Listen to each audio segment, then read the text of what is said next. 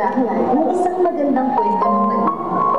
Yung kwento na pwede mong isalin dahil para marinig nila ang magandang storya na hindi lahat nabibigyan. Maaari matagal ka nang nag-ahangad ng isang magandang storya na sa akala natin tayo lang ang nilituloy.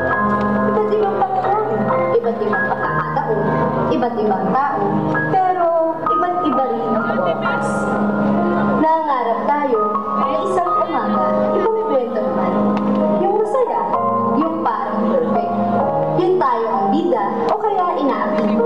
Tapos, biglang darating si Knight in Shining Armor. Ipagtatanggol niya tayo, ipagtatanggol mo, at doon, uusbong ang pag-ibig na parang para sa inyo. Tadhana, pero hindi mo lalaro at buwan. Sa totoo lang, kung tayo ang gagawa ng storya natin, lahat maganda, lahat pabor para sa atin, at sa nilalaman ng puso natin. Naranasan mo na ba ang magmahal? Mamahalin? Malamang, naranasan mo na din ang masaktan. Minsan, iniisip ko, kung required ba sa pamamahal, isama ang pagkabigo, masakit, at pait na pwede nilito. Binasdan ko ang mga mukha ng mga tao sa paligid ko.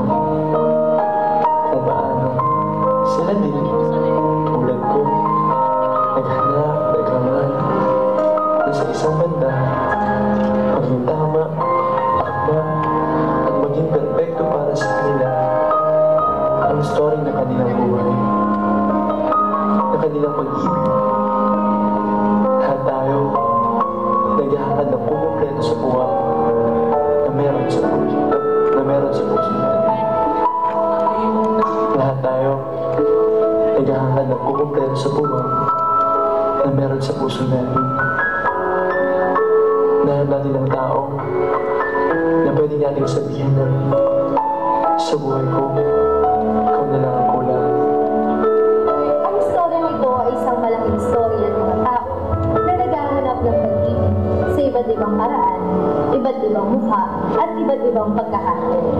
Paanong tulad ko, o kaya tulad mo din, sila'y nasaktan, nahirapan, pero sa huli, natagpuan. Ikaw, ano ang storya mo?